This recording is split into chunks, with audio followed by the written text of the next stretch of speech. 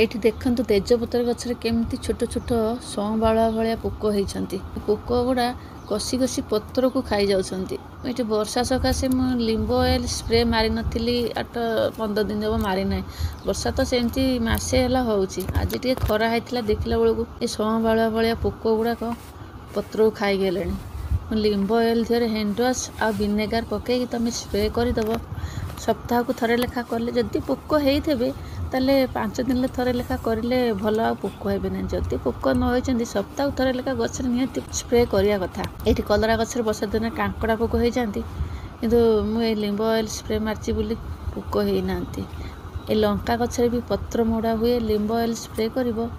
ଆଉ ସେ 8 ଦିନରେ ଥରେ କରନ୍ତି, କିନ୍ତୁ ଏ ପତ୍ର ମୋଡ଼ା ହେଲେ 5 ଦିନରେ ଥରେ କଲେ ଆଉ ପତ୍ର ମୋଡ଼ା ହେବନି। ବି ତାର ଅଛି ଆଉ ଗୋଟେ ମେଡ଼ିସିନ ଭଳିଆ କାମ କରେ।